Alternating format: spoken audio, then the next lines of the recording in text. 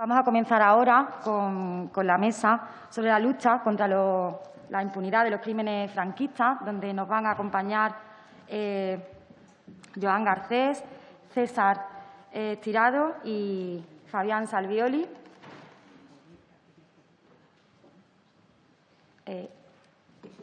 Vale. Yo me quedo donde estoy, ¿no? Yo me quedo donde estoy, ¿no? Yo me quedo donde estoy. Sí. Está bien.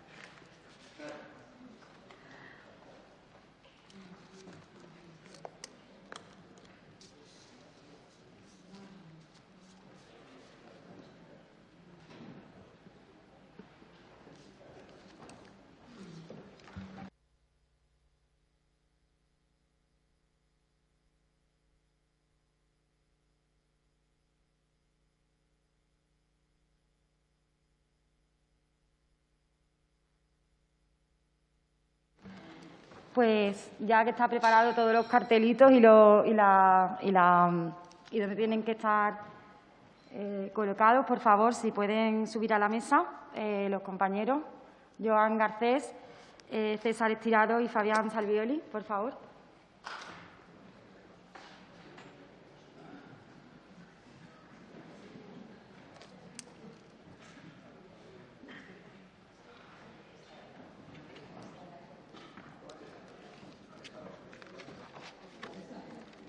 Aquí.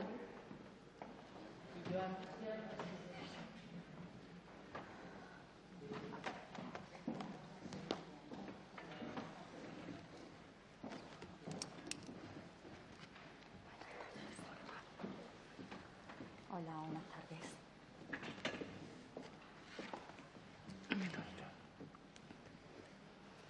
Bueno, tenemos ahí la pantalla telemática. Bueno, pues nos acompaña Fabián vía telemática. No sé si podéis acceder. Se ve bien, ¿no?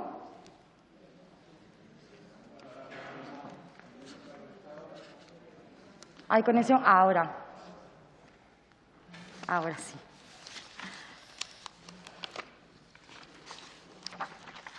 Muy buenas tardes, Fabián. ¿Nos oye bien? Muy buenas tardes. Un abrazo desde Argentina. Les escucho perfectamente. Vale. Pues Fabián Salvioli es abogado y profesor de Derechos Humanos. Tiene también un doctorado en Ciencias Jurídicas y un máster en Relaciones Internacionales y es relator especial de Naciones Unidas sobre la promoción de la verdad, la justicia y la reparación y la garantía de no repetición. Y en el ámbito académico, pues es profesor también de Derecho Internacional y Derechos Humanos en la Facultad de Derecho de la Universidad de La Plata, donde además también es director del programa de máster de Derechos Humanos y también director del Instituto de Derechos Humanos. Bueno, como sabemos, ha dado conferencias en numerosos países de América, Europa, África y Asia, y también es miembro de la Asamblea General del Instituto Internacional de Derechos Humanos en Estrasburgo y Francia y del Instituto Interamericano de Derechos Humanos de San José de Costa Rica. Así que, sin más dilación, Fabián Salvioli, tienes el turno de palabra. Gracias. Muchas gracias. Permítanme, en primer lugar, agradecer mucho la invitación para participar en esta oportunidad. Por razones relativas a la pandemia, participo de manera telemática, pero quiero también mandar un saludo muy fraterno y muy cordial a mis colegas de panel, que son queridísimos y respetados colegas. En este momento me desempeño como relator especial de Naciones Unidas para la promoción de la verdad, la justicia, las reparaciones y las garantías de no repetición, es decir, tengo el cargo que tenía en su momento el profesor Pablo de Greff cuando hizo su visita a España con un informe muy comentado. Yo he hecho un seguimiento de ese informe que presenté el año pasado a los órganos pertinentes de Naciones Unidas, en los cuales hice una valoración del anteproyecto de ley de memoria histórica. Permítanme indicar algunos elementos que me parecen indispensables. Yo comparto lo que se ha dicho en la presentación. Estamos ante una oportunidad histórica y quizás única. Y también ha corrido ya demasiado agua debajo del puente, ha pasado mucho tiempo, pero ese tiempo que ha pasado profundizó la injusticia, profundizó la inequidad y profundizó el dolor de las víctimas y de las familias de las víctimas de lo que han sido hechos brutales cometidos por el régimen franquista en España. Y es por eso que el abordaje de esta cuestión debe ser un abordaje holístico, que tengan en cuenta los 5 elementos, los 5 pilares que forman parte de todo proceso de justicia transicional y que son verdad, justicia, reparaciones, garantías de no repetición y procesos de memoria. Ninguno de estos pilares debe faltar. El esfuerzo del anteproyecto de ley de memoria democrática, del proyecto de ley de memoria democrática, es encomiable, es importante, es valorable. Se dan pasos adelante indudables, pero es insuficiente y es una gran oportunidad, por supuesto, para ir mejorándolo en la dirección en la que deben mejorarse distintas previsiones. Esto no se trata de una cuestión de voluntad. Son obligaciones jurídicas, como bien se indicó además aquí. Obligaciones jurídicas que tienen un anclaje clarísimo en el derecho internacional de los derechos humanos y que son, por supuesto, exigibles para España. Antes de tener el cargo que actualmente detento en Naciones Unidas, he sido miembro del Comité de Derechos Humanos de Naciones Unidas y su presidente. Y en esa condición hemos examinado a España en el año 2015 y le hemos indicado claramente de que estos crímenes deben ser enjuiciados, perseguidos, condenados y las víctimas reparadas conforme a las obligaciones establecidas en el Pacto Internacional de Derechos Civiles y Políticos, que como también se ha dicho claramente aquí, es vinculante para España. Sin embargo, eso no se ha hecho. Y por ese motivo me parece importante no dejar ningún flanco abierto. Yo comparto lo que se indicó en la presentación. La ley de amnistía no debería ser un obstáculo para la interpretación y la aplicación de las normas de derecho internacional, enjuiciar y castigar a las personas responsables. Pero lo cierto es que lo es. Lo cierto es que lo es. Las interpretaciones del Poder Judicial de España en ese sentido han sido y siguen siendo lamentables. Entonces, esta ley debe dejar no solamente en claro de que hay que aplicar el derecho conforme al derecho internacional y que la ley de amnistía debe ser interpretada conforme al derecho internacional, sino que quizás sería valioso y pertinente que se indique de manera expresa que las disposiciones de la ley de amnistía no pueden tener ningún efecto sobre la investigación y la sanción de las violaciones graves de derechos humanos que fueron cometidos durante la Guerra Civil y el franquismo, y que entonces no pueden ser esgrimidas estas disposiciones para obstaculizar la investigación y el acceso de la justicia que le corresponde a las víctimas.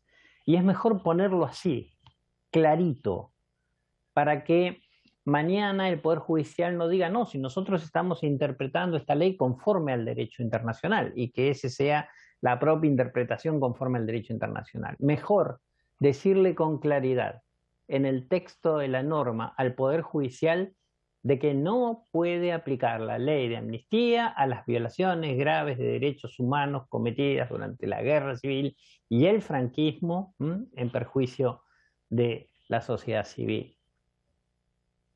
Y esto me parece, por supuesto, imprescindible. Naturalmente, el proyecto tiene disposiciones valiosas e importantes en materia de reparación. Sin embargo, a mí me preocupa que quede abierta la posibilidad de que no se otorguen reparaciones económicas, indemnizaciones debidas a quienes han sido víctimas. En este sentido también, digamos, no hay que inventar nada. Digamos, el concepto de reparaciones por violaciones a los derechos humanos comprende, como ustedes saben, medidas de restitución de derechos, rehabilitación, medidas de satisfacción, garantías de no repetición y, por supuesto, la reparación económica. Todo esto hace al estándar internacional conocido como de reparación integral y que debe ser satisfecho y que debe ser cumplido. No se trata de establecer un modelo de reparación en detrimento del otro. Así como la justicia transicional comprende un conjunto de medidas que deben ser todas adoptadas en los 5 pilares, tal y como indiqué, la reparación también debe ser integral. En materia de verdad, hace falta una comisión de la verdad. Hace falta el establecimiento de una comisión de la verdad. Esto por varios motivos, pero fundamentalmente para preservar el futuro. Yo he visto con muchísima preocupación que en España la gran mayoría de las personas jóvenes no tienen conocimiento ni conciencia en relación a lo que ha sucedido en la dictadura, a lo que ha sucedido durante la guerra civil y con posterioridad a la misma, a las torturas, a las desapariciones forzadas, a las ejecuciones extrajudiciales, al robo de niños y de niñas, cuestiones que deben abordarse ahora como corresponde. Y como esto ha sido un fenómeno general, ha sido un fenómeno sistemático, no han sido hechos aislados, sino lamentablemente planificados y llevados adelante de una manera atroz, se requiere un abordaje también genérico. Y creo que el mejor camino para esto es el establecimiento de una comisión de la verdad conforme a los estándares que el derecho internacional y que los modelos de justicia transicional establecen. Se decía en la presentación de que este es el momento de terminar con la impunidad, y estoy de acuerdo. Yo entenderé que se ha terminado con la impunidad cuando quienes aún están con vida y son responsables sean condenados penalmente. Hasta que esto no suceda, la impunidad seguirá vigente para la comunidad internacional. Para esto hay que activar los mecanismos judiciales y también hay que cooperar con aquellas querellas que se hayan iniciado en otros países, como en la República Argentina, y hay que hacerlo con plena y absoluta cooperación. La memoria es el quinto pilar de los procesos de justicia transicional. El proyecto aborda una buena cantidad de cosas valiosas en materia de memoria, pero hay que profundizar lo relativo a la educación en memoria en escuelas y en colegios. La educación en memoria es una parte de la educación en derechos humanos, no agota la educación en derechos humanos. La educación en derechos humanos es más amplia. Pero es importante que quede establecido la incorporación en los textos curriculares de las escuelas primarias, de los colegios secundarios, la educación en memoria. Y para esto también es fundamental, entonces, que una comisión de la verdad pueda llevar adelante un trabajo durante un tiempo razonable y sacar las conclusiones. Las exhumaciones son imprescindibles. No se puede esperar más, no se debe esperar más. No es lógico que esto no sea una prioridad. Me parece en ese sentido que el proyecto aborda bien esta cuestión, esta temática. Hasta ahora eso ha quedado en manos de las propias familias, lo cual ha sido una revictimización inaceptable, absolutamente inaceptable, que se ha mantenido a lo largo de los años. Y todavía hay determinados gobiernos locales que no cumplen con su obligación como corresponde. Y por supuesto, en los casos de desapariciones forzadas, debe recordarse una vez más que los crímenes se continúan cometiendo hasta que las personas aparecen con vida o se identifican sus restos mortales. Por ende, no corresponde de ninguna manera aplicar la prescripción, como se han hecho en determinadas instancias jurisdiccionales de España, para crímenes que aún se siguen cometiendo. Eso no resiste el más mínimo análisis desde un conocimiento básico del derecho. Todos estos elementos son indispensables y deben figurar con claridad dentro de la ley que se adopte. Quiero referirme finalmente al acceso a los archivos. Por supuesto que esto está abordado en el proyecto, es importante, pero es imprescindible que no se deje un margen de discrecionalidad muy amplia, a efectos de que sean las propias instituciones involucradas en las violaciones de derechos humanos quienes digan cuál es el alcance de acceso a sus archivos. No debe haber, en ningún caso, secretos que impidan acceder a archivos para los hechos concretos de violaciones de derechos humanos o violaciones al derecho humanitario. Esto además ayudará, por supuesto, a el establecimiento de la verdad integral. Esta legislatura tiene la posibilidad de pasar a la historia. Esta legislatura tiene el deber de adoptar una norma que de una buena vez por todas sea conforme a los estándares internacionales en materia de derechos humanos.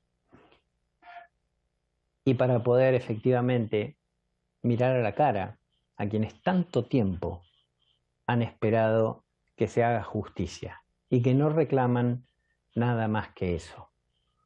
Como también se decía al inicio de esta sesión, esto no tiene nada que ver con la venganza. Las familias de las víctimas han dado y siguen dando un ejemplo de comportamiento, un ejemplo de dignidad, un ejemplo para toda la comunidad, pidiendo paciente y pacíficamente justicia. Y eso se les debe ya mismo. Les agradezco mucho por la atención que me han dispensado. Muchas gracias.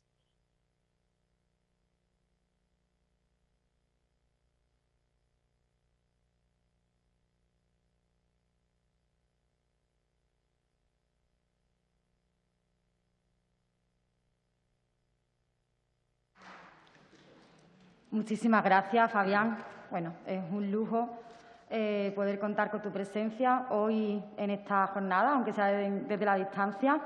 Y, bueno, estando de acuerdo con muchísimas de las cuestiones sobre las que pone el acento en esta ley de memoria.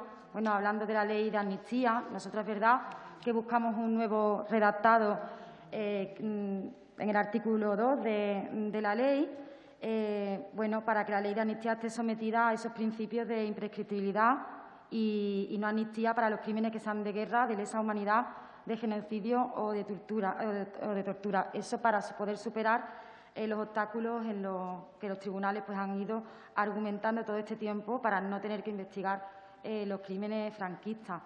Has hablado también sobre la educación. Y es verdad que sobre la educación no me voy a detener ahora porque, bueno, va a haber una siguiente mesa a las 6:15 de la tarde donde se va a hablar de la memoria para una educación democrática, que nos hace muchísima falta. Has hablado también, bueno, con respecto a los archivos. Bueno, hemos introducido también en esta ley cuestiones fundamentales, que sea la conservación preventiva en el tratamiento de los archivos, también que haya dotaciones presupuestarias concretas, ¿no?, específicas para tal fin, y la recuperación de archivos de la dictadura, que está ahora mismo en poder de entidades privadas. También que se garantice el libre y gratuito acceso a los archivos, ya sean públicos o privados, eliminando las tasas para obtener las autocopias o las copias electrónicas, y incluimos también 3 nuevas infracciones en el régimen sancionador con motivo de la destrucción de documentos. Y, bueno, muy de acuerdo, tan de acuerdo como no, con las exhumaciones y las fosas comunes que todavía estamos pendientes aquí, en todo el país. Y, bueno, no es un gesto menor, también lo quiero decir, que en estos presupuestos de este año, de 2022, pues hayamos dedicado el 60% del presupuesto de memoria democrática a las exhumaciones, y eso entiendo que es una buena noticia, sobre todo porque queda muchísimo trabajo por hacer. Compartimos, además, que es una prioridad. Y, bueno, también es una buena noticia que estas acciones que se están dedicando a las exhumaciones se estén realizando apoyándonos en las entidades locales, que en últimas instancias son quienes tienen una mayor noción de lo que ha sido el terror franquista en todos los territorios de nuestro país. Así que muchísimas gracias, de verdad, de nuevo. Es un lujo poder contar con su presencia. Y ahora le voy a dar la palabra al siguiente ponente, que es César Estirado, es fiscal delegado de Medio Ambiente en Madrid y forma también de parte de la Unión Progresista de Fiscales. Bueno, se conoció en principio por llevar la instrucción del caso Guateque. Se ocupó de este procedimiento desde su inicio y en base a su esforzada actuación, pues a partir del 2 de febrero de 2011 fue nombrado fiscal decano de la sección de Medio Ambiente de la Fiscalía Provincial de Madrid, y durante más de 10 años pues ningún otro representante del Ministerio Público actuó en esta causa, y su insistencia manifiesta quedó plasmada al no apartarse del procedimiento en ninguna de las fases. Y en las vicisitudes de los Estirados relata la huella que dejó la represión franquista en sus familiares, y participó también como ponente en el coloquio internacional sobre la memoria histórica de Se puede juzgar la historia, que se celebró en marzo de 2009. Así que también es un lujo tener con nosotros a César, y le paso la palabra. Muchas gracias. Buenas tardes.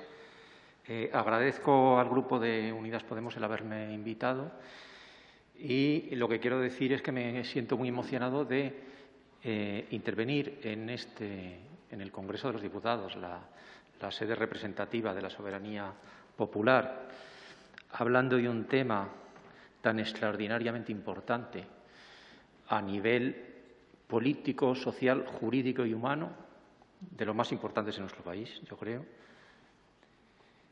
El movimiento memorialista, yo siempre digo, cuando he tenido ocasión de participar en estos actos, que a mi juicio es lo mejor de nuestra sociedad civil, sin ninguna excepción.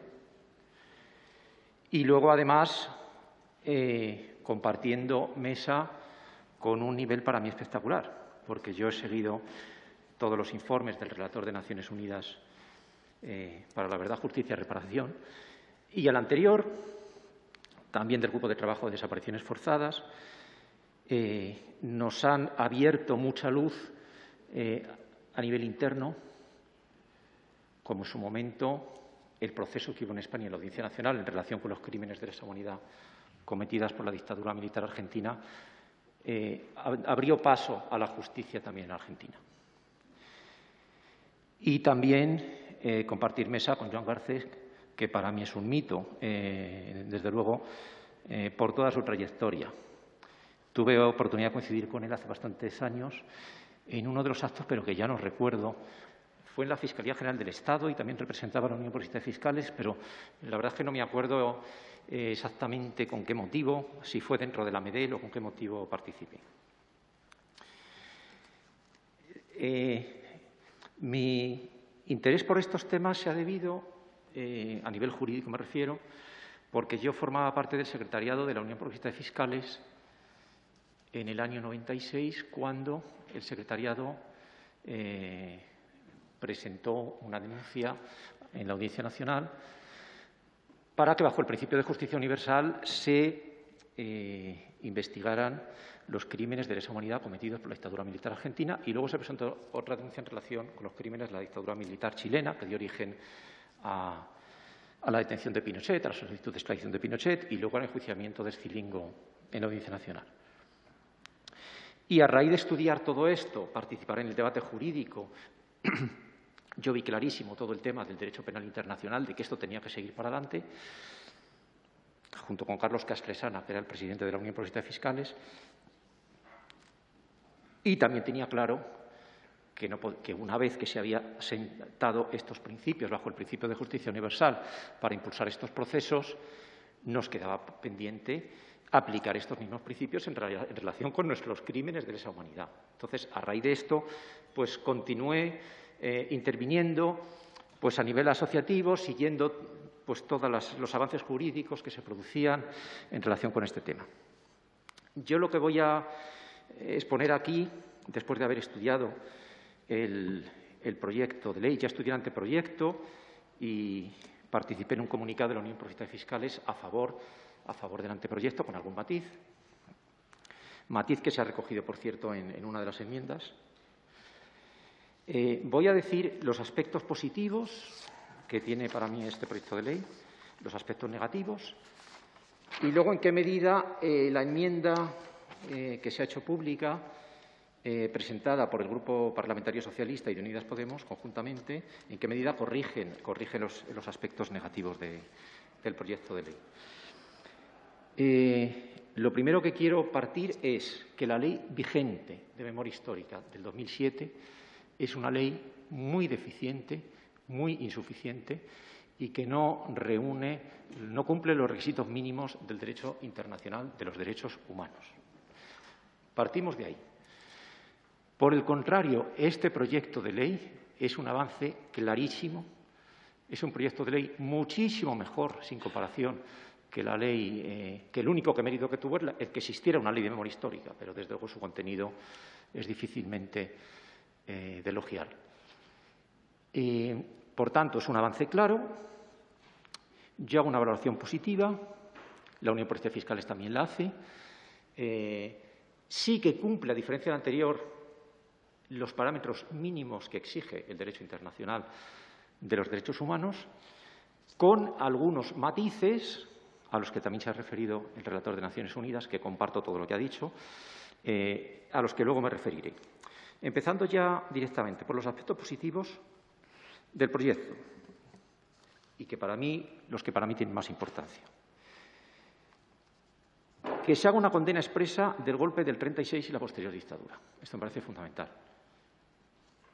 Lo ideal para mí, si hubiéramos tenido una Constitución democrática rupturista, que no estaríamos aquí, es que fuera el preámbulo de la Constitución, pero bueno, por lo menos que haya una ley que condene expresamente, de manera que el órgano legislativo condene expresamente el golpe del 36 y la posterior dictadura.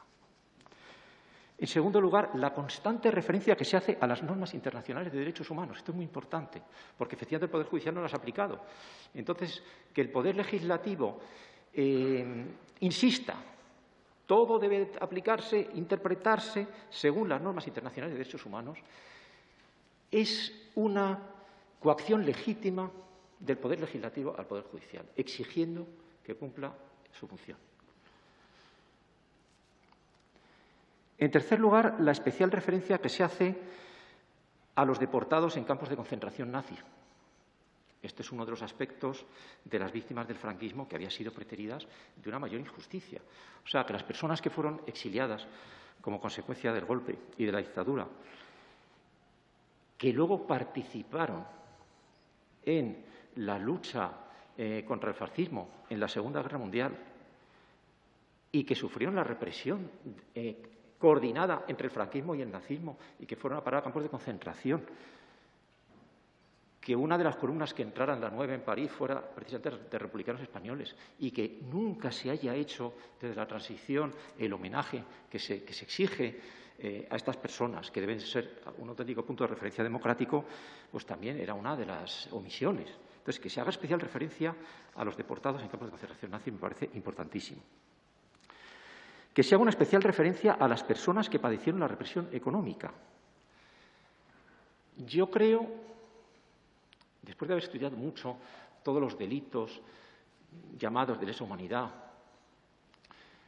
que el franquismo fue, en sentido técnico-jurídico, un genocidio fundacional, en el sentido en que el relator de Naciones Unidas para Kampuchea dijo autogenocidio, es decir, cuando los grupos que dirigen el Estado, a través de una represión sistemática, buscan eliminar aquella parte del grupo nacional que les estorba a su ideal de nación. Es decir, eliminar esa parte y depurar la nación, eliminando a un sector entero del grupo nacional, como puede ser el sindicalismo, como puede ser la izquierda, el movimiento obrero, etcétera. Entonces, todos los proyectos de este tipo, y hoy, con las instrucciones reservadas y no reservadas que conocemos de los dirigentes golpistas, no hay ninguna duda sobre esto. Todo este tipo de proyectos brutales, genocidas, van acompañados siempre de un enorme expolio y robo de los bienes de las víctimas, evidentemente. Y se genera una auténtica oligarquía, de la cual no se puede entender la oligarquía actual sin toda esta historia. Entonces, ya desde el principio, desde el año 38, la Ley de Responsabilidades Políticas empezó ya la represión económica y el expolio. Por tanto, es muy importante abordar y tratar expresamente la represión económica. Muy importante que se haga referencia a la sustracción de niños, porque una de las modalidades típicas del genocidio es como se vio en el caso argentino, es el traslado forzoso de personas de un grupo a otro, del grupo dominado al grupo dominante, como se hizo aquí por los informes totalmente nazis, eugenésicos de Vallejo Nájera, del gen rojo, de extirpar el gen rojo, desde el principio, luego se acabó convirtiendo en un negocio. Pero el robo a las madres rojas de sus hijos para dárselos a familias del régimen. Entonces, esto fue una parte del proyecto genocida y tiene una enorme importancia y es fundamental el hacer referencia expresa. Me parece muy importante que se haga referencia a los guerrilleros antifranquistas por primera vez, que es que parece que en España, después, con un golpe fascista y con una represión tan salvaje, todo el mundo tenía que estar callado soportando la represión. Se ha deslegitimado siempre desde la transición el derecho de resistencia.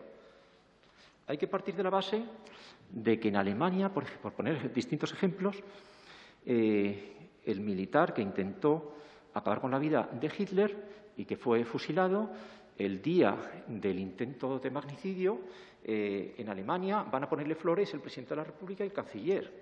O que en Praga, en la plaza donde dos héroes de la resistencia acabaron con la vida de Reinhard Heinrich, que fue el gobernador nazi de la Praga ocupada, la plaza lleva el nombre hoy día de los que acabaron con la vida de esta persona. Entonces, me parece muy importante y es una gran novedad que se rinda tributo a los guerrilleros antifranquistas y se legitime el derecho de resistencia contra el franquismo. Otra cosa es que, a mi juicio, toda resistencia contra la dictadura desde el principio hasta el final está justificada.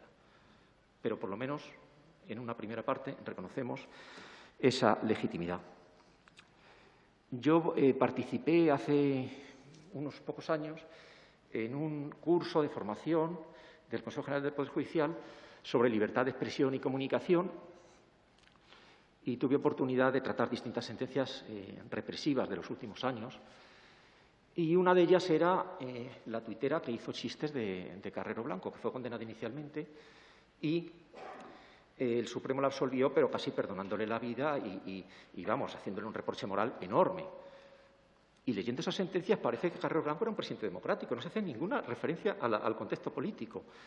Entonces, pasar de juzgar y condenar en instancia por hacer chistes de la forma en que fue ejecutado un tirano, a por ley decir se reconoce la justificación de los guerrilleros antifranquistas, pues damos un paso importante.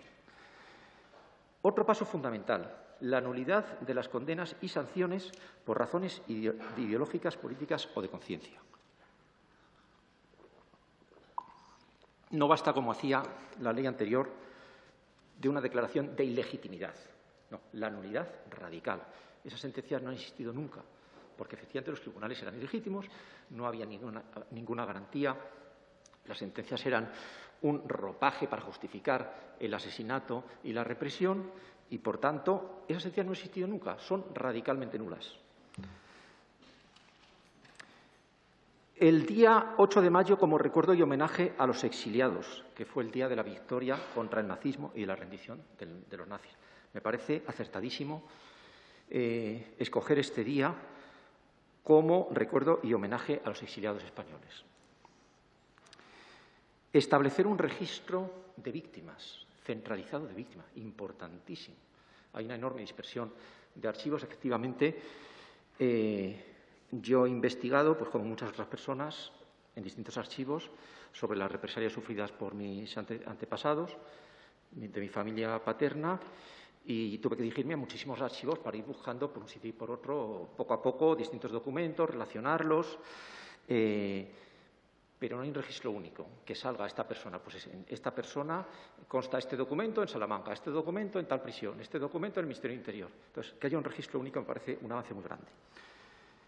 Que haya un reconocimiento específico de las mujeres, porque si la represión que sufrió el pueblo español fue tremenda, totalmente asimilable al nazismo, a mi juicio, en el caso de las mujeres se sufrió la represión fascista y encima la represión machista, una doble represión, una auténtica cosificación de las mujeres. Entonces me parece acertadísimo ese reconocimiento específico.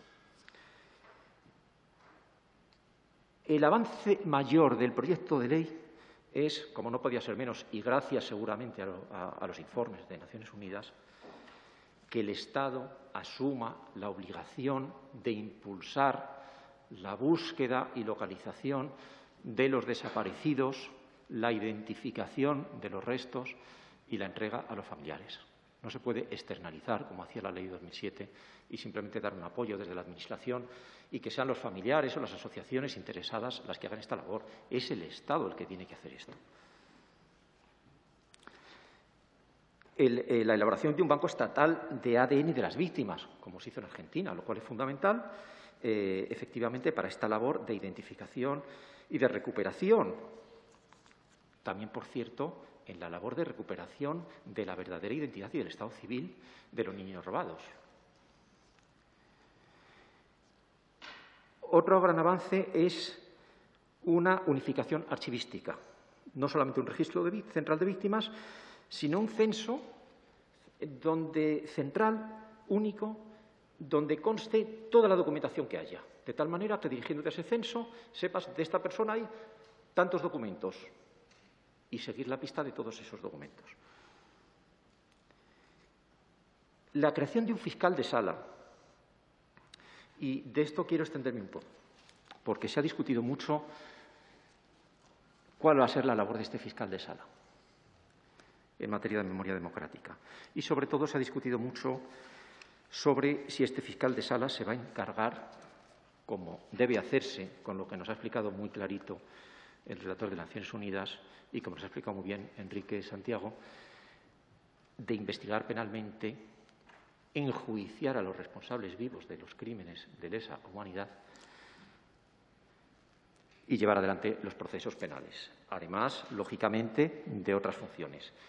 No niego que haya otras funciones colaterales muy importantes, como la actuación de la Fiscalía ante el Registro Civil, la coordinación entre la Administración y la Justicia, pero me parecería caricaturesco que se creara un fiscal de sala de memoria democrática que no persiguiera penalmente los crímenes contra la humanidad, sinceramente.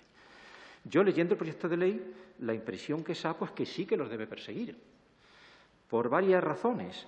Primero, porque se dice que cuando la Administración de oficio hace las exhumaciones para la localización de los restos de las víctimas, si encuentra indicios de delito debe dar parte al fiscal de sala. Luego dice que el fiscal de sala tiene que investigar las violaciones más graves de derechos humanos en relación con este ámbito. Yo, relacionando una cosa con otra, no puedo llegar a otra conclusión, sobre todo teniendo en cuenta, como luego trataré, y como ha dicho muy bien Enrique Santiago, lo has puesto muy bien, es imperativo en nuestro derecho, que integra el derecho internacional penal, la persecución penal de este tipo de crímenes. Pero es que luego hay algo que me quitó todas las dudas, que es que la disposición adicional, una de las disposiciones adicionales hace una reforma del Estatuto Orgánico del Ministerio Fiscal, donde establece el fiscal de sala y establece las funciones del fiscal de sala. Y una de ellas es que, por encargo de la Fiscalía General del Estado, lleve a cabo directamente los procesos penales más importantes. Ya en blanco y en botella. Efectivamente, en cualquier especialidad, por ejemplo, la mía, fiscal de sala de Medio Ambiente y Urbanismo, hay distintos fiscales territoriales que llevan a cabo los procesos penales en relación con los delitos de esta especialidad, urbanística, ambiental, contra el patrimonio histórico, y por decisión directa del fiscal general, el fiscal de sala puede llevar directamente los juicios penales más importantes. Entonces, haciendo el traslado aquí, esto presupone que a nivel territorial el legislador piensa que habrá distintos procesos penales y que los más importantes podrá asumirlos directamente el fiscal de sala. Con lo cual, yo lo interpreto, creo que no se puede interpretar además de otra manera. La auditoría de los bienes expoliados, esto me parece fundamental, es decir, hacer un seguimiento, porque claro, el patrimonio sustraído, el patrimonio robado, a costa de la represión, pues ha dado lugar a muchos enriquecimientos injustos y a mucha acumulación de riqueza. Entonces, empecemos por hacer una auditoría. Por ejemplo, este patrimonio se le quitó a esta persona y se le dio al otro que le estaba haciendo la competencia y creó un emporio. Bueno, pues vamos a hacer un seguimiento. O esta empresa se benefició de trabajos forzados. Porque antes de las reparaciones, primero habrá que hacer una auditoría, una investigación de los bienes expoliados. Establece la señalización de lugares de trabajo forzados. Yo he conocido la extensión de los campos de concentración y de trabajos forzados en España gracias al libro de Carlos Hernández, Los campos de concentración de Franco, que es espectacular. La cantidad de campos de concentración que había, batallones de trabajos forzados, etcétera. Y es asombroso que no hay la menor señalización, no se conoce realmente que donde hay un estadio de fútbol había un campo de concentración. El Parador Nacional de León fue uno de los mayores campos de concentración. Hace poco creo que se puso una placa, pero hasta ahora yo he estado allí sin saber lo que había ocurrido allí. Entonces, el que no haya una señalización, efectivamente, es escandaloso. Es muy importante esto. Otro avance. La ejecución forzosa de la retirada de los elementos contrarios a la memoria democrática, porque ya la ley de 2007 decía que se prohibía cualquier símbolo de homenaje, exaltación del franquismo, pero ni establecía plazos, ni establecía procedimientos, ni establecía infracciones y sanciones, y ahí está, ahí lo vemos, ¿no? Desde desde el Arco del Triunfo hasta calles de los mayores carniceros, en fin. Entonces, o el nombre del buque que participó en la desbanda, como ahora se ha hablado, hay en varios sitios. Entonces, hombre, ya establece un procedimiento, un expediente, unos plazos y una ejecución forzosa si no se cumple voluntariamente la resolución administrativa, con multas coercitivas y con ejecución subsidiaria. La prohibición del mantenimiento de restos mortales de dirigentes del golpe en lugares preeminentes de acceso público, fundamental. Prohibición de subvenciones de actividades contrarias a la memoria democrática. Porque, claro, una cosa es que la Administración tenga esta mentalidad, pero luego hay los ayuntamientos que hay o los órganos que hay, que se dedican a todo lo contrario. Entonces, que hay una prohibición estatal que vincule a todas las administraciones y a todos los particulares. La retirada, como se ha dicho, de reconocimiento, honores y distinciones, condecoraciones y recompensas, efectivamente. La introducción en el sistema educativo de la memoria democrática, otra cosa importantísima.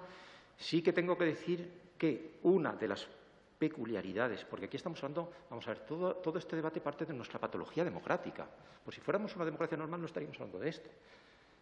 Es una patología de origen que se manifiesta pues, a través de la pervivencia de aparatos y de instituciones fascistas que proceden del régimen anterior, de un franquismo sociológico que definió muy bien Vázquez Montalbán. Entonces, y del relato de la transición que ha dulcificado el franquismo y ha generado la doctrina de los dos bandos, de la equidistancia de los dos bandos. Entonces, y luego la idea de que la justicia es como rencor o ir contra la reconciliación, otra falacia. Entonces, que el sistema educativo se conozca el alcance del horror y de la represión franquista es fundamental. Dudo, puesto que una de las características de esta democracia nuestra peculiar es el auge de la enseñanza privada financiada por el Estado, dudo mucho cómo se va a cumplir esto en los centros privados, incluso financiados por el Estado. El diseño e instalación de lugares de memoria públicos, fundamental. La resignificación del Valle de los Caídos, eso es de lo más elemental. Yo creo que la cruz debería desaparecer. Es decir, por más que se resignifique esa cruz de exaltación, yo pienso que habría que demolerla, que eso tiene que desaparecer. Y que debería convertirse en un museo de las víctimas del franquismo. Un museo al aire libre, como es hoy Auschwitz, entras al campo de concentración de Auschwitz, pues un museo de homenaje y recuerdo a las víctimas del franquismo. Eso es lo que yo creo que debería ser el Valle de los Caídos. El derecho de exhumación de las víctimas del Valle de los Caídos, porque es increíble que en el Valle de los Caídos, para ocupar terreno, se trasladaran irregularmente caídos de la República allí, eso sin el permiso de los familiares. Eso ya me parece increíble y que se reconozca a sus familiares el derecho de exhumación de esas víctimas. La creación del Consejo de la Memoria Democrática como órgano consultivo con participación de las asociaciones de memoria histórica me parece importantísimo.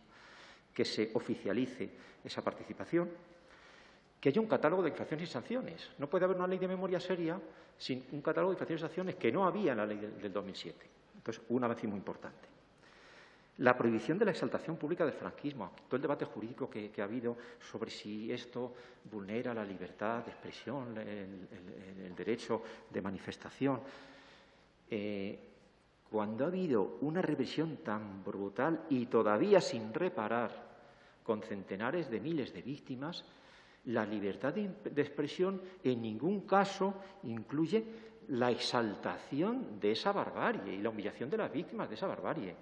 Por tanto, me parece totalmente acertada y correcta y entra en la normalidad democrática la prohibición de esa exaltación, como la extinción de las fundaciones franquistas y la disolución de las asociaciones de exaltación del franquismo. También me parece muy acertada la adquisición de la nacionalidad por descendientes de exiliados que no la tuvieran, por distintas razones.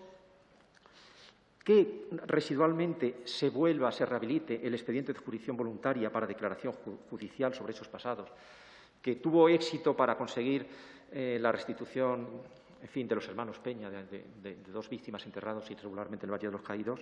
El Gobierno de Mariano Rajoy lo derogó, yo creo que por esto, esa parte de ese procedimiento de jurisdicción voluntaria, entonces que se haya rehabilitado de forma residual, porque yo creo, como ha dicho el relator, que que el verdadero, ya me referiré a ello luego, que el verdadero procedimiento adecuado para la recuperación de la verdad es la comisión de la verdad o las comisiones de la verdad. Pero que de forma residual se rehabilite me parece bien. Que se prevé expresamente la modificación de la Ley 968 de secretos oficiales para garantizar el acceso a todos los archivos de la Administración en relación con las víctimas de la represión franquista. Eso me parece fundamental, porque eso está ahí, nadie se ha atrevido a tocarlo. Nadie se ha atrevido a tocarlo. Y todos los que hemos buscado en los archivos, pues unas cosas las hemos encontrado y otras no. No sabemos si lo que no hemos encontrado, por ejemplo, las denuncias y los atestados con las órdenes de la detención, que eso no aparece por ningún lado, no sabemos si se ha quemado, si se ha destruido, si está declarado secreto. Entonces, ese aspecto me parece importante. Aspectos negativos del proyecto de ley, antes de la enmienda. Que no establezca la responsabilidad patrimonial del Estado por la nulidad de las condenas y las sanciones, sino que hable solamente de una declaración de reparación. ¿Qué mayor responsabilidad patrimonial del Estado puede haber que generar condenas y sanciones arbitrarias que violan gravemente los derechos humanos? El 31 de octubre como día y recuerdo de homenaje a las víctimas del franquismo, no de los exiliados, sino de víctimas en general del franquismo, al ser el día en que las Cortes aprobaron la Constitución española.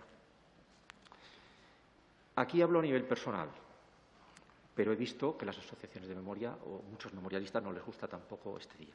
Yo creo que hay que encontrar un día en la que todas las víctimas les vincule emocionalmente como reconocimiento a todas ellas. Y no creo que sea este día el más adecuado. En general, todas las víctimas y las personas con las que nos encontramos vinculados, que sufrieron la represión franquista, pues forman parte del movimiento republicano en su momento. Y estamos hablando de una Constitución monárquica que oficializa la bandera que utilizaron los fascistas, que establece como jefe del Estado a la persona designada por el dictador, que no es fruto de un verdadero proceso constituyente. Entonces, una cosa es que estemos en esta norma máxima, que por circunstancias históricas pues, es lo que tenemos que respetar, pero que sea el día más adecuado para reconocer a las víctimas del franquismo, yo no lo veo. Si yo tuviera que elegir, diría el día del asesinato de García Lorca, claramente, o el día del asesinato de las 13 Rosas, o si vamos a efemérides, pues estamos hablando de la desbandada, la masacre de la Plaza de Toros en Badajoz, o el Día de la República, el 14 de abril. En cualquier caso, hombre, para ver qué día les representa más a ellos, yo les preguntaría a los memorialistas, ¿qué día preferís que os represente? En vez de imponerles un día que me da la impresión de que no les resulta especialmente próximo. Por otra parte, vi un proyecto de ley de víctimas del franquismo hace años del Foro de Memoria Histórica que proponía el 18 de julio. Y a mí me resultó paradójico, pero luego entendí que es convertir un día que está ahí como fiesta de exaltación durante la dictadura en un día de luto nacional. Es decir, tiene también su... Pero creo que es un tema que habría que indagar más y contar. Aquí sí que habría que contar mucho, es un tema simbólico puramente, pues contemos con las asociaciones de memoria. No me gusta que al hablar del Valle de los Caídos se diga que ese lugar tiene que ser el reconocimiento a los caídos en la Guerra Civil, enterrados en el Valle de los Caídos, por la siguiente razón. Creo que hay que huir en cualquier artículo de la equidistancia entre los bandos, de tal manera que el Estado tenga que reconocer a los caídos de los dos bandos. Yo creo que no. Yo creo que había un bando que representaba y defendía al pueblo y un bando que eran los enemigos del pueblo. Y un Estado democrático tiene que rendir homenaje al bando popular republicano, exclusivamente. Al otro bando, pues le rendirán homenaje los familiares, los amigos, un reconocimiento privado. Pero un reconocimiento público en el Valle de los Caídos, a los caídos de los dos bandos, a mí me parece desacertado. No se hubiera hecho así en ninguna otra ley, por ejemplo, europea, en Alemania, en Italia, en ningún otro país. Y el mayor error de todos es que no contemple la Comisión de la Verdad para casos con autores fallecidos. Porque, efectivamente, si el autor no está fallecido, está claro que debe ser juzgado, siempre que no haya unas alteraciones psíquicas que le impidan tener capacidad procesal para ser sometido a juicio. Pero, en otro caso, debe ser juzgado. Pero cuando ha habido un fallecimiento, lo más adecuado es la Comisión de la Verdad. En este sentido, quiero decir que mi compañero Carlos Castresana me mandó un artículo que escribió hace poco sobre el proyecto de ley de memoria democrática, que escribió en Infolibre. Carlos Castresana fue el ideólogo de la denuncia de los crímenes de Argentina y de Chile. Y yo he tratado mucho con él todos estos temas.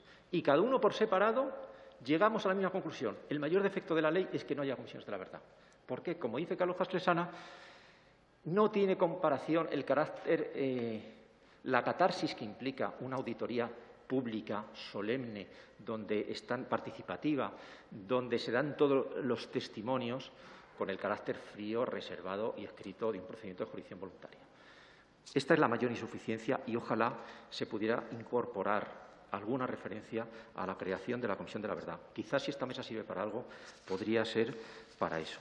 Y ya, finalmente, me voy a referir a las enmiendas. Bueno, la enmienda que se ha hecho pública.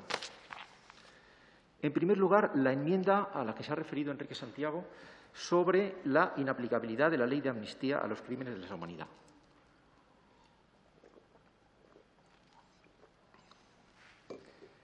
Coincide esta enmienda con la sugerencia que hicimos tras el anteproyecto de la Unión Progresista de Fiscales. Me parece acertadísima esta enmienda, acertadísima. Pero no me parece acertadísima porque vaya a corregir, es decir, pensar que gracias a esa enmienda a partir de ahora los jueces ya no van a aplicar de la ley de amnistía y van a empezar a perseguir, como deben hacerlo según el derecho penal internacional, según los tratados internacionales de derechos humanos, estos crímenes contra la humanidad, que no lo van a hacer, sino como una llamada de atención de que el Poder Legislativo no sea cómplice en esta inaplicación. Lo mismo pasó en Argentina. En Argentina, con la ley de punto final y de evidencia de vida, los jueces no investigaban las denuncias. Entonces el Congreso derogó la ley de punto final y evidencia de vida y no tiene eficacia retroactiva, porque es una ley penal que en su momento existió y sigue sigue siendo aplicable a situaciones anteriores. Pero supuso una presión enorme sobre el Poder Judicial y luego la Corte Suprema Argentina sí que declaró la nulidad de las leyes de punto final y evidencia de vida. Es decir, que es muy importante la presión que se puede hacer desde el Poder Legislativo de separarse de esa inaplicación del derecho penal internacional. Y, efectivamente, Enrique Santiago escribió en El País un artículo donde explicaba muy bien por qué estos crímenes tienen que perseguirse conforme al derecho vigente en España.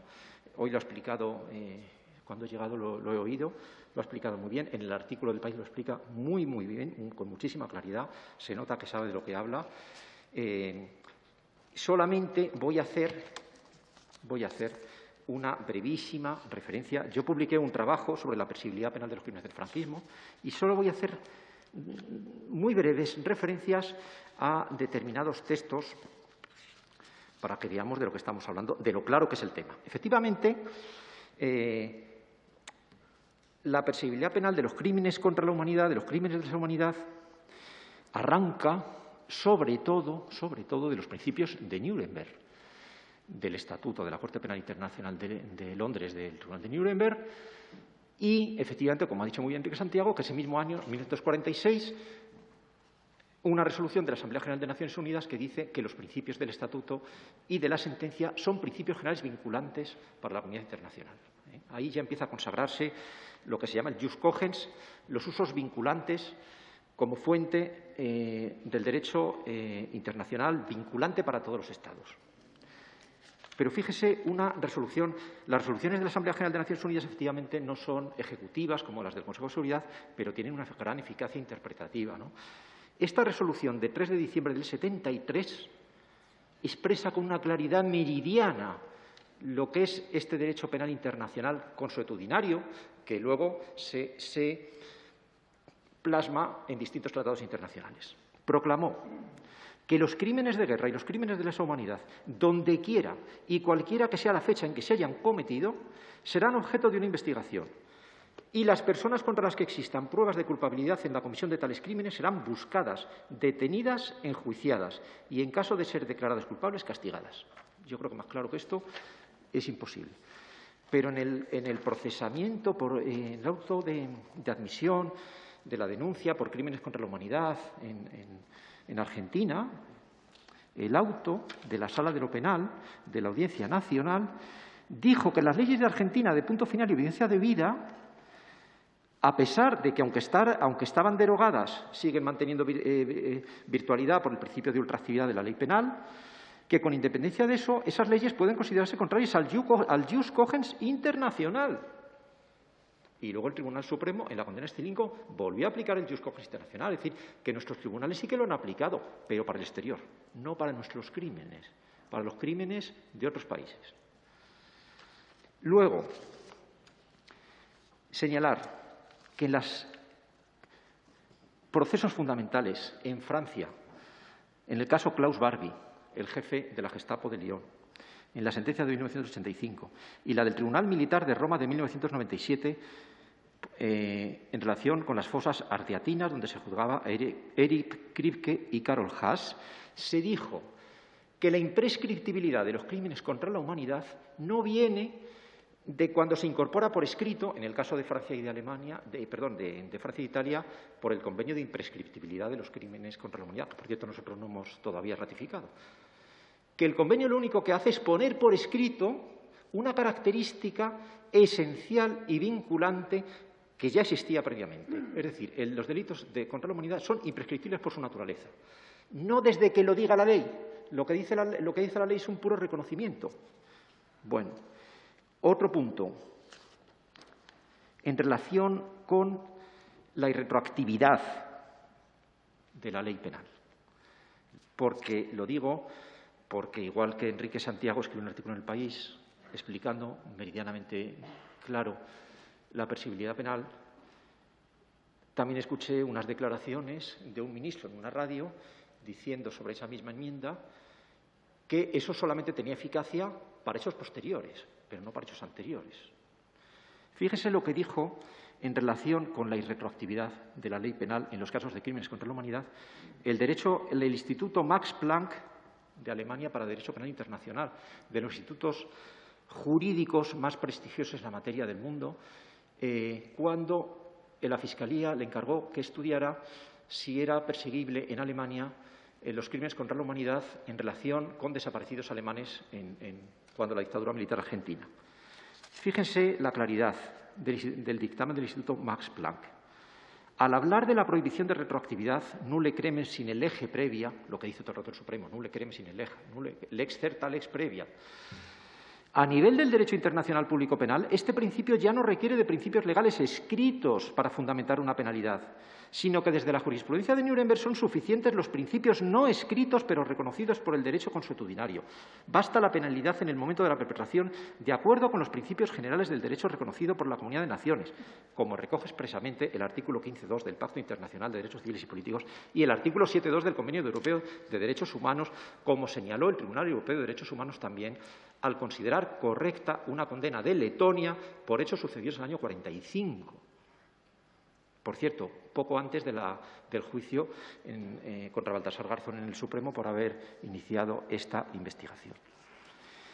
Y ya para acabar, en cuanto a la enmienda sobre el resarcimiento de bienes incautados y sanciones económicas, me parecía fundamental. Es decir,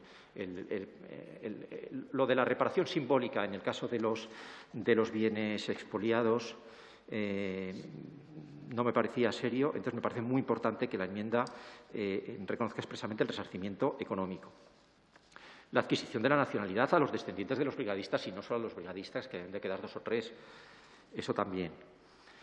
Y también recoge la enmienda el derecho de acceso a los archivos privados. También me parece muy importante. Por tanto, resumiendo todo, me parece un gran progreso, me parece necesario.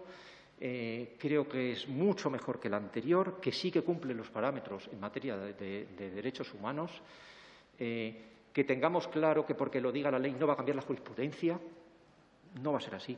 Lo más eficaz para cambiar la jurisprudencia, ¿saben lo que sería? Crear una jurisdicción especial, como se hace con la jurisdicción de violencia contra la mujer, y que fueran jueces y salas especializadas en derecho penal internacional los que trataran estos temas. Eso sí que sería eficaz. Porque si siguen los mismos, me parece a mí que lo veo difícil. Y luego, quizá si se consiguiera la Comisión de la Verdad. Porque si la justicia va a ser difícil, entre otras cosas porque hay muchos autores fallecidos, yo creo que lo primero que tendría que hacerse es que la causa argentina se llevara aquí. Lo primero que tenía que hacer el fiscal de sala es pedir la causa argentina y llevarla a él. Pero para los casos en que no sea posible la justicia, que la verdad se haga a través de las comisiones de la verdad. Esto quizás sería el mayor avance. Y, en fin, para mí ha sido un placer haber aportado lo que haya podido en relación con este tema que efectivamente es esencial porque afecta al punto débil de nuestra democracia. Yo creo que nuestra democracia no es normal. Cuando se dice que es normal, no es normal. No es normal por esta razón, porque no hemos roto el vínculo con la dictadura fascista. Y se nota, entre otras cosas, en esto. Entonces, cuando pasa mucho tiempo, todo lo que sea conseguir romper vínculos, y este es el más importante de todos, es una labor democrática fundamental. Pero hablo de democracia normal a nivel occidental, no estoy hablando de otro tipo de consideraciones, totalmente convencional y equiparable a las democracias europeas. Yo he estado en cumbres mundiales, por ejemplo, en París, donde ya acabo con esto, donde hablaban todos los procesos que se están haciendo en el mundo y, aparte de Europa, es que se están haciendo en todos los continentes. En África hay enormes avances, en América Latina, en Asia y, en fin, debería hacerse también aquí.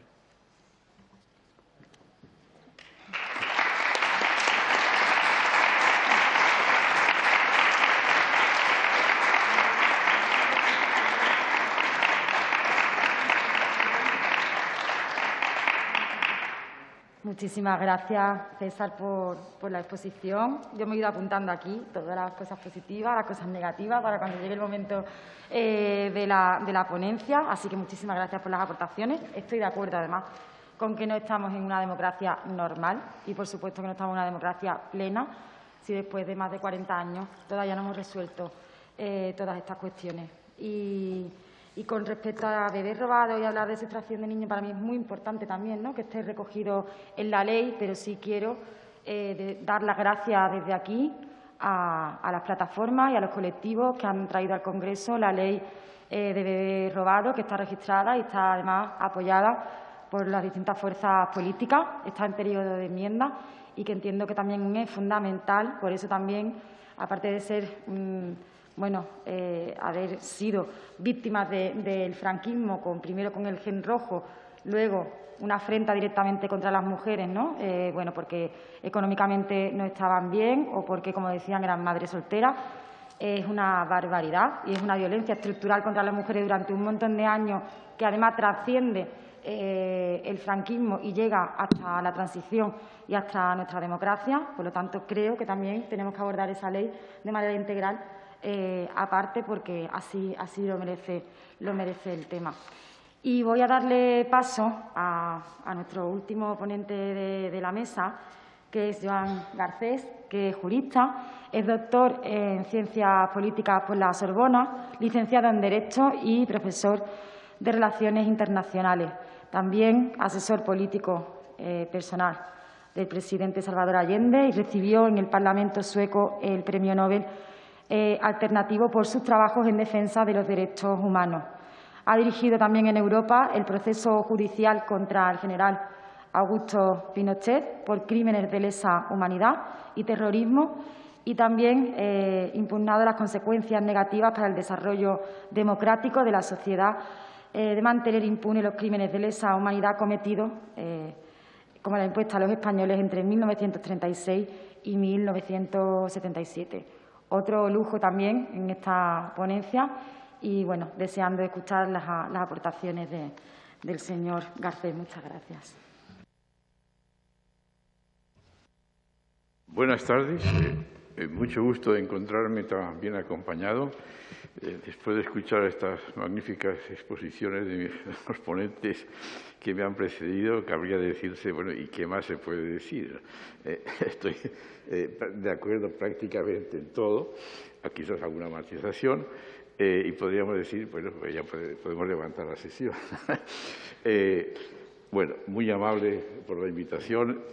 Un saludo especialmente a las asociaciones de víctimas, a las que me sumo en mi homenaje, al homenaje que de mis predecesores en la palabra, porque es precisamente en función de la vigencia y de la energía y de la constancia de las asociaciones que este progreso se puede plasmar ahora en la fase legislativa en la que nos encontramos. De hecho, yo estoy aquí, pero me considero sentado junto a vosotros.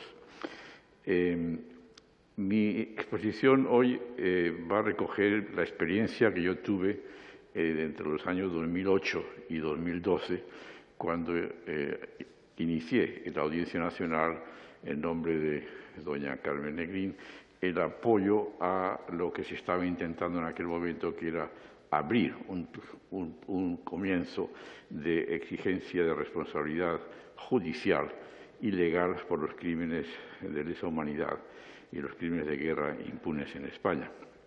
Y en esa experiencia yo la tuve a nivel de juzgado de instrucción, a nivel de fiscalía de la Audiencia Nacional, de la Sala Penal en pleno de la Audiencia Nacional, la Sala Penal del Tribunal Supremo, el Tribunal Constitucional y el Tribunal Europeo de Derechos Humanos.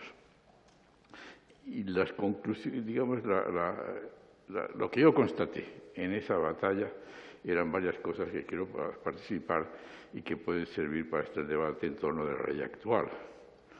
En primer lugar, que, como ya se ha dicho, pero allí se vio muy claramente, que el Estado español actual es el sucesor del Estado que perdió la Segunda Guerra Mundial. Y el Estado español actual todavía no ha asumido que la Segunda Guerra Mundial la ganó la coalición antifascista, cuya primera batalla fue la de España, la Guerra de España. Y eso es una continuidad que se manifiesta en todos los órdenes. Regularmente, por ejemplo, voy a dar un ejemplo, regularmente, cada X tiempo, las potencias que participaron en la batalla contra el fascismo internacional celebran ceremonias, por ejemplo en Normandía o en otras partes, para conmemorar ese esfuerzo colectivo en Europa y en el mundo, y sin embargo siempre está ausente la España combatiente contra el fascismo. Ningún gobierno español ha pedido un lugar en esas reuniones para representar que aquí en España se combatió dentro del territorio español y fuera del territorio español, como ha sido evocado, en contra del fascismo. Y, sin embargo, tenemos una perfecta legitimidad para estar allí. A ningún gobierno se le ha ocurrido pedir ese lugar porque significaría romper con el régimen franquista en ese terreno tan simbólico y tan significativo. Hay muchos otros símbolos. Cada vez que yo subo por la escalera principal del Tribunal Supremo Español, allí hay una lápida con los nombres de los presidentes del Tribunal Supremo desde el siglo XIX. Y me fijo en los años 36. Y ahí se interrumpe. Y el siguiente nombre es del Tribunal Supremo de Burgos. Es decir, y siguen los presidentes hasta ahora. Es decir, el Tribunal Supremo actual es el sucesor del Tribunal Supremo de Burgos, no del Tribunal Supremo Constitucional, que era obviamente el republicano. Y así se podrían sumar muchos otros símbolos. Pero esto se ve también, particularmente, en la batalla legal, judicial y legislativa que nos estamos ocupando hoy en día. En esa experiencia yo me encontré, tuve una disputa dialéctica en términos jurídicos con el Pleno del Tribunal Supremo, la sala del artículo 51, en la que expuse digamos, el conflicto de intereses que había entre que la mayoría de los magistrados que estaban sentados allí, a los cuales yo me dirigía en nombre de las víctimas, habían jurado lealtad a los principios fundamentales del movimiento y que, naturalmente, la honorabilidad de esos magistrados para mí no ofrecía dudas y les pedía que, por una apariencia de imparcialidad y respetando, por consiguiente, evitar el conflicto de intereses, pues lo recusé. para que fueran sustituidos por magistrados que no estuvieran comprometidos en su honorabilidad con el juramento de lealtad al caudillo y a los principios fundamentales del movimiento, del partido fascista.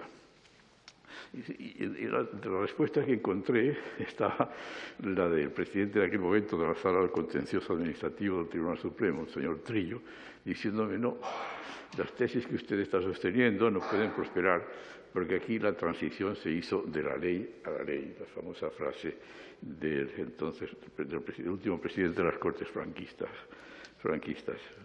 Naturalmente, detrás de esa concepción hay muchas enseñanzas, entre otras, que de la ley a la ley significa que todos los crímenes de la época del franquismo o estaban amnistiados directamente por decretos leyes de la dictadura franquista, que los amnistió todos, o eran crímenes que no eran considerados crímenes en la ley franquista, lo cual significa que es un reconocimiento indirecto de que la ley de amnistía que se vota en el 77 en España es una ley de amnistía a los republicanos reprimidos por el franquismo, como está clarísimamente expuesto por todos los que participaron en el íter legislativo de esa ley, y está específicamente y literalmente dicho en la propia ley.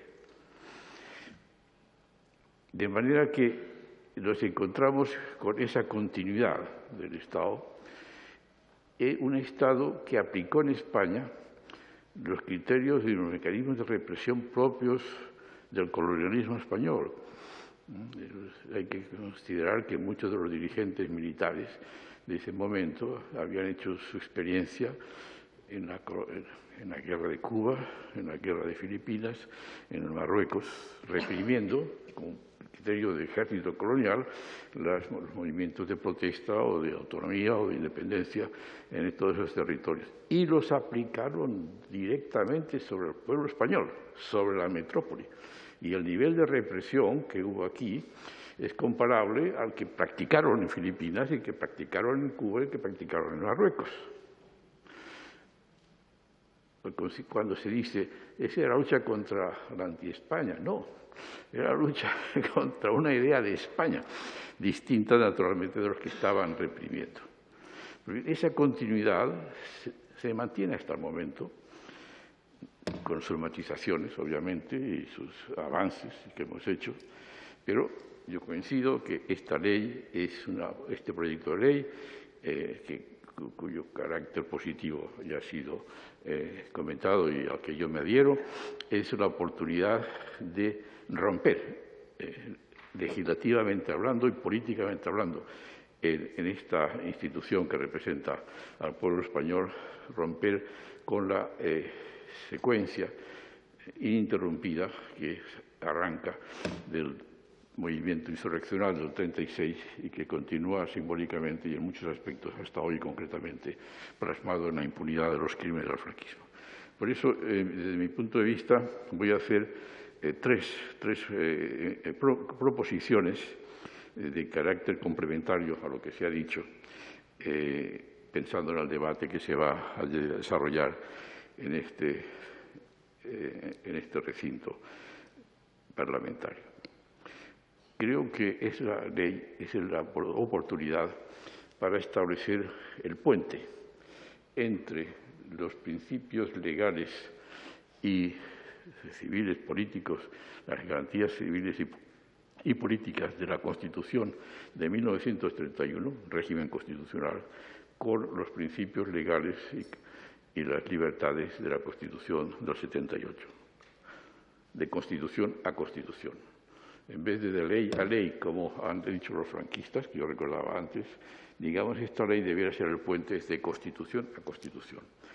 Y eso significaría que aquellas manifestaciones contrarias entre los años 36 y 78 a las garantías civiles y políticas que estaban en la Constitución del 31 deben ser consideradas ilegítimas, puesto que, desde el punto de vista constitucional, las leyes fundamentales del Partido Fascista legalmente no derogaron las libertades y las garantías de la Constitución del 31. Y desde esa perspectiva es que los crímenes impunes que se mantienen hasta la fecha deben ser vistos como una situación en la que el derecho, no porque estuviera durmiendo o no porque estuviera siendo inaplicado durante esas décadas, no por ello dejaba de ser un derecho. Y por consiguiente es el momento en el que la ley debe reconocer que ese derecho debe ser aplicado y todos aquellos actos,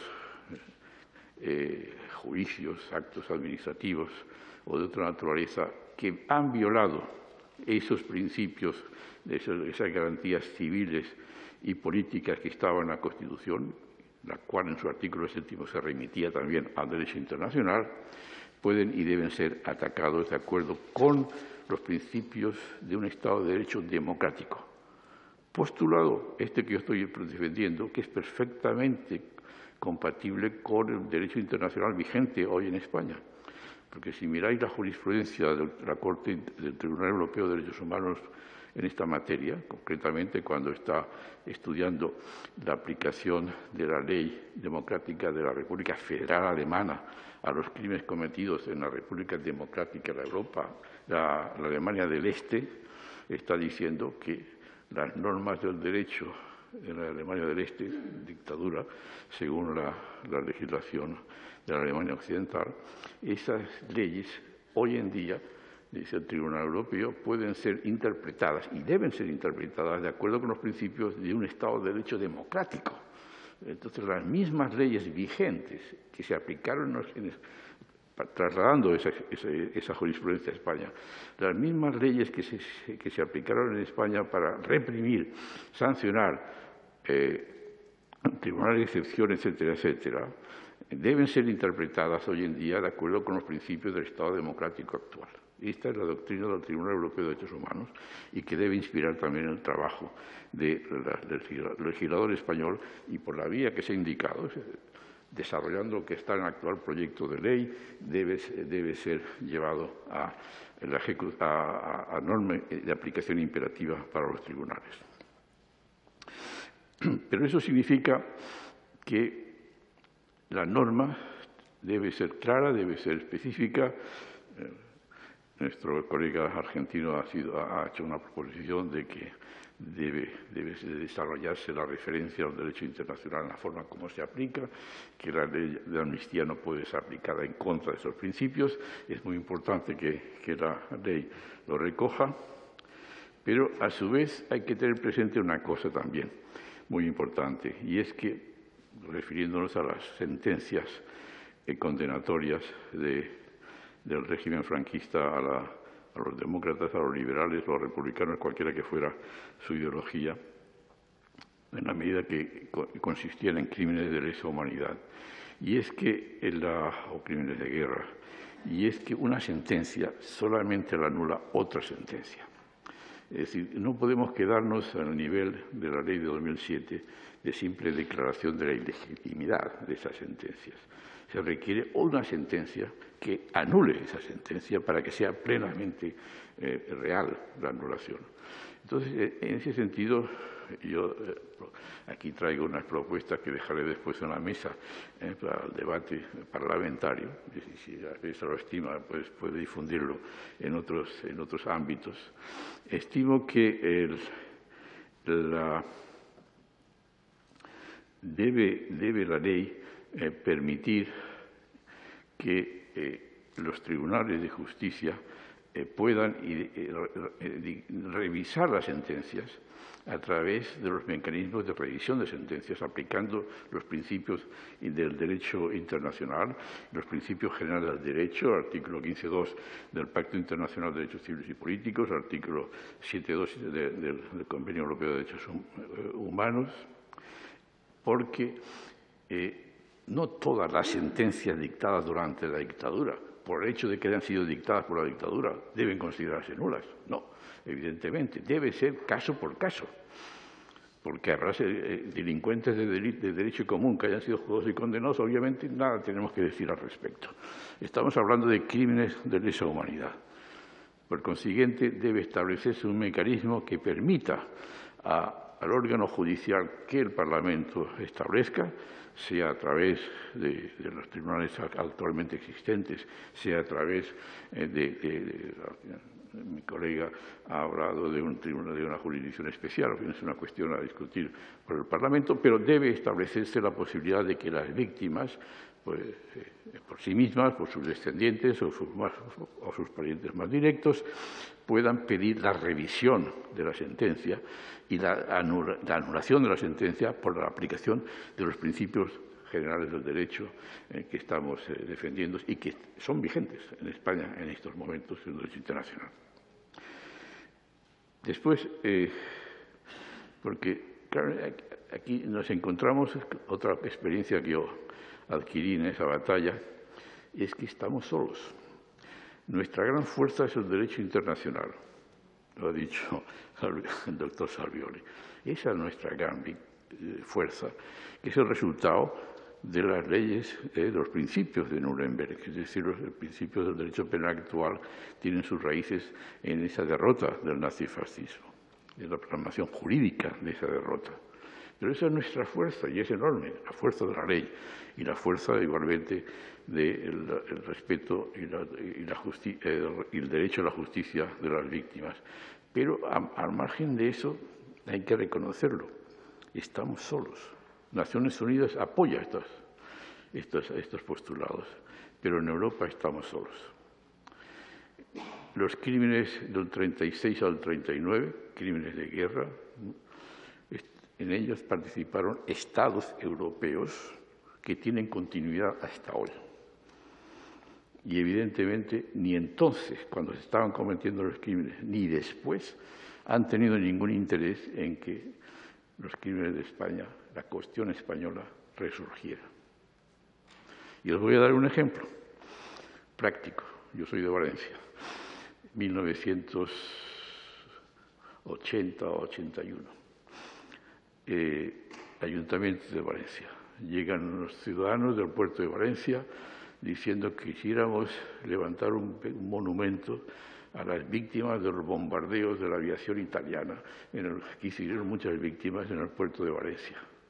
Y hacen una propuesta a un ayuntamiento dirigida mayoritariamente por el Partido Socialista.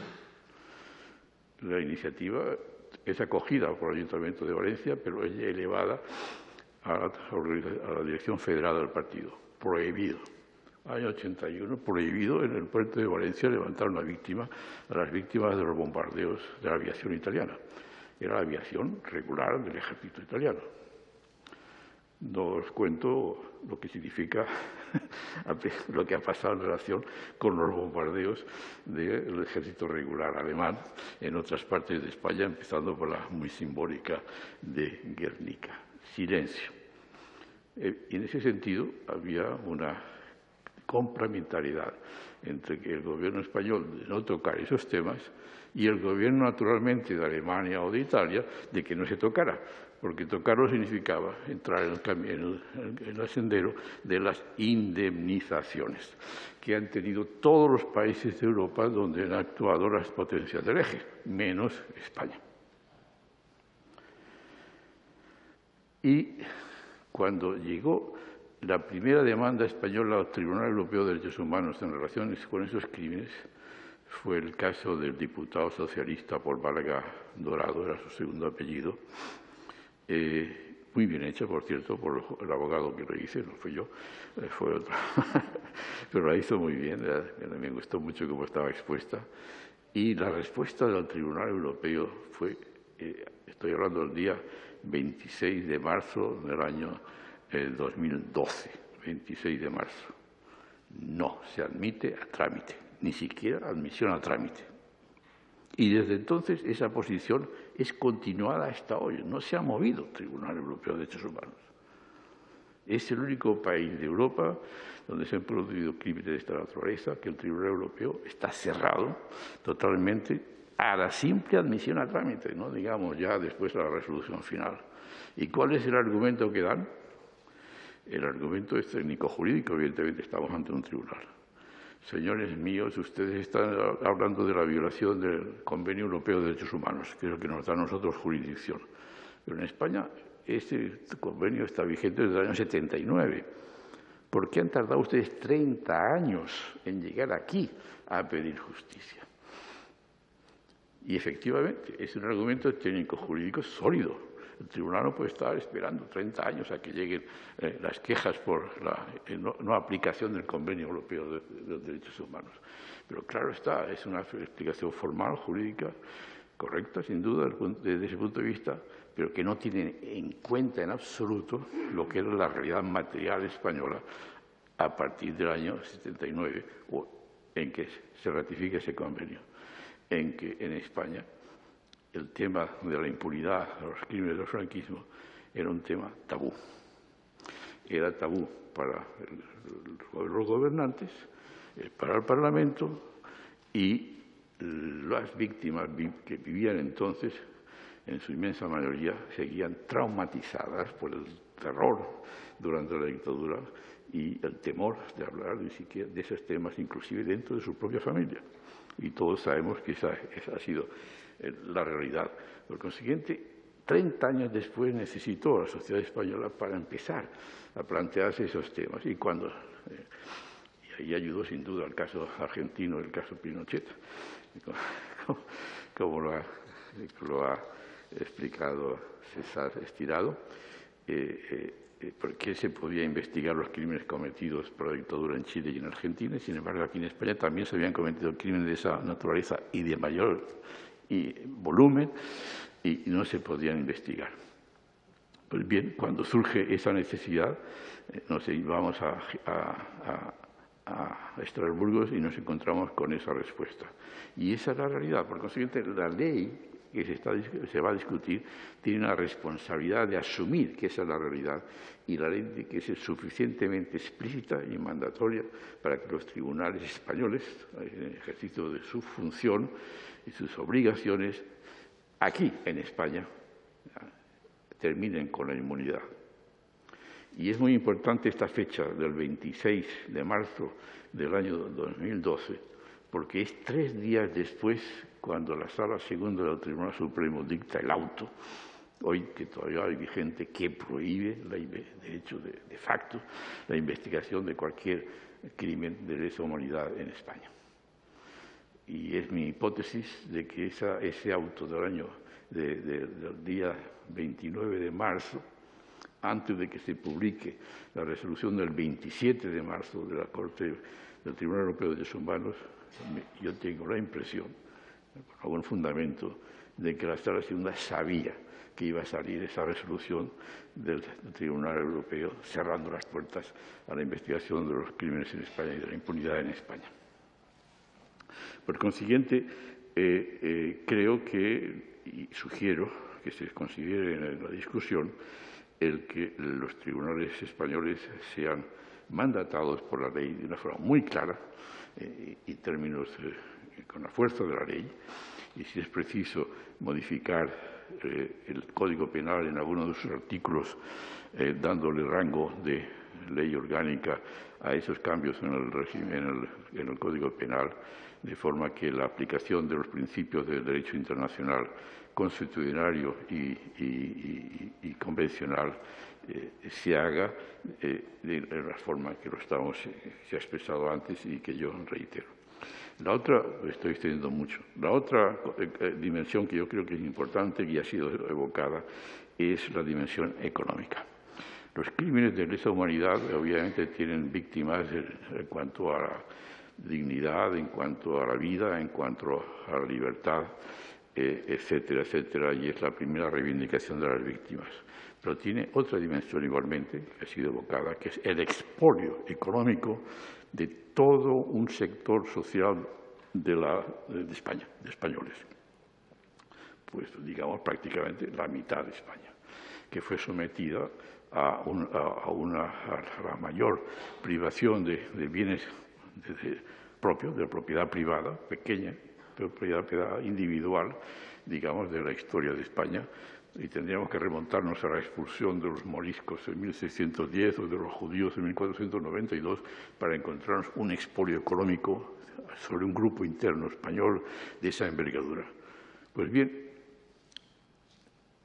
han pasado muchos años, Y tenemos la experiencia de otros países en que ese expolio económico sí que ha sido enfrentado. Y tenemos, por ejemplo, hablando del Holocausto, Paul Preston llama a España, el caso español, el Holocausto español, pero por antonomasia en todo el mundo cuando se habla del Holocausto se piensa en los judíos, ¿no? Aquí murieron muchos más. Aquí la represión fue mucho más masiva, aunque por fortuna no fue tan de ese nivel de intensidad de exterminio. Muchos judíos que fueron exterminados en Alemania tenían, por una razón u otra, capitales en Suiza, en bancos suizos. Y los descendientes se encontraban con que habían perdido los documentos que probaban que sus padres o sus abuelos tenían esos recursos en Suiza. Y naturalmente los querían recuperar. Entonces se planteó una gran batalla entre los bancos suizos y los sobrevivientes de las familias expoliadas que tenían allí sus depósitos. Y esa batalla terminó gracias a la presión, por supuesto, de las víctimas y también de la comprensión y de la cooperación internacional en la creación de un fondo de varios miles de millones de dólares que el Estado suizo, de acuerdo con los bancos, estableció para distribuir entre los herederos de las familias que fueron exterminadas o perseguidas por el nazifascismo. Otro ejemplo es el caso de Sudáfrica, donde el apartheid no solamente significó lo que todo el mundo sabe, la segregación de la población de color respecto de la blanca, sino también el expolio de los bienes económicos de esa población de color en los años 20. Pues bien, cuando cayó el régimen de apartheid, más de 70 años después, el régimen post-apartheid buscó restablecer a los dueños de esas, o indemnizar a los descendientes, a veces de tercera y cuarta generación. Iba buscando quiénes eran los herederos para compensarles por el expolio que habían sufrido 70 años antes sus abuelos o sus bisabuelos. Eso también forma parte del término de la impunidad. Y lo que yo sugiero es que se cree un fondo, en España igualmente, para indemnizar esos perjuicios. Y lo ligo a los campos de concentración. Hay empresas en España, algunas de ellas que están todavía en el IBEX, que hicieron un gran negocio con el trabajo esclavo en los años 40 y hasta entrados los años 50. Lo que yo propongo es que en la ley se contemple la creación de una comisión dirigida desde el Gobierno, por supuesto, pero con la presencia de expertos, que haga una estimación del provecho que esas empresas obtuvieron con el trabajo esclavo, con el trabajo con un salario muy inferior al salario medio de aquella época.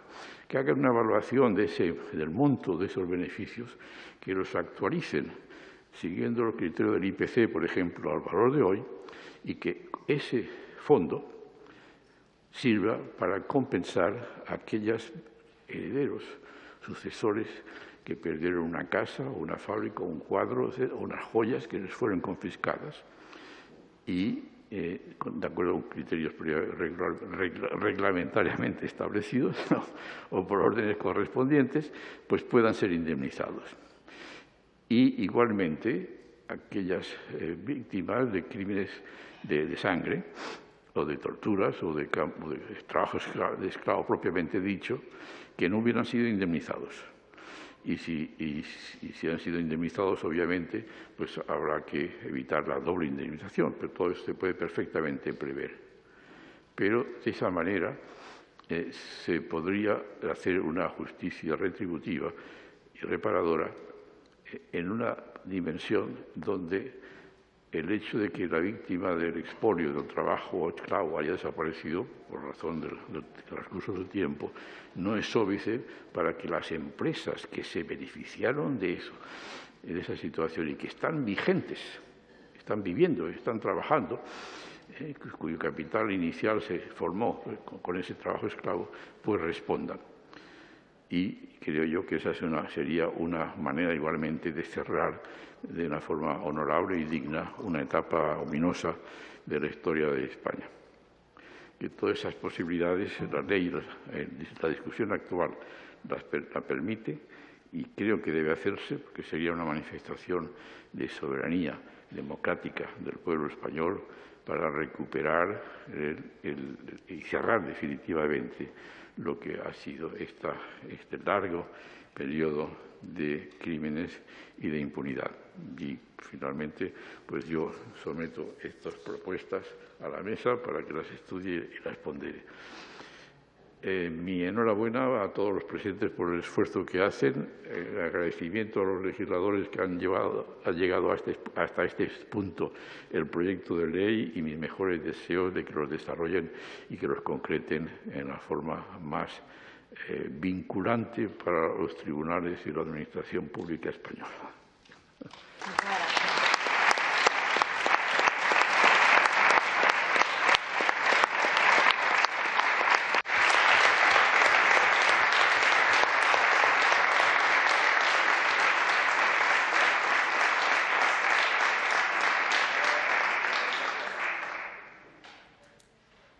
Muchísimas gracias, Joan. Ha sido un placer y, además, muchas gracias también por esta venda que vamos a trabajar y a estudiar dentro de la comisión y antes de la ponencia, igual que todas las aportaciones que nos ha hecho César.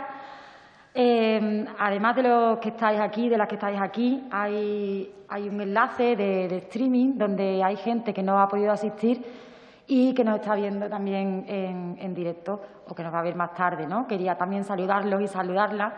Voy a saludar también a los descendientes de españoles que están muy interesados en que salga adelante también esta ley de memoria, que me escriben muchísimo y que hoy estaban muy pendientes de estas jornadas tan interesantes.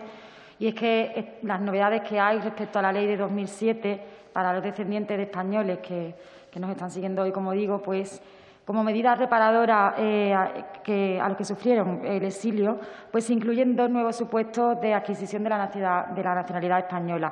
Y es que los hijos e hijas nacidas en el exterior de mujeres españolas que perdieron su nacionalidad por casarse con extranjeros antes de la entrada en vigor de la Constitución de 1978 y también los hijos e hijas mayores de edad de aquellos españoles a quienes les fue reconocida la nacionalidad de origen en virtud de derecho de adopción.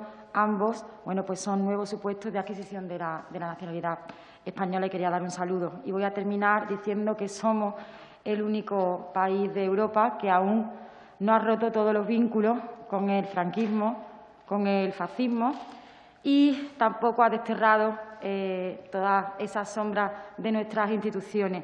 Así que tengo que dar las gracias a los movimientos memorialistas, a las víctimas, familiares de las víctimas también por vuestra lucha incansable, de cómo habéis estado saliendo a la calle con esas fotos en blanco y negro, a ese blanco y negro que no queremos volver. Habéis salido a la calle para que no olvidemos nunca a los desaparecidos y a las desaparecidas y a las víctimas.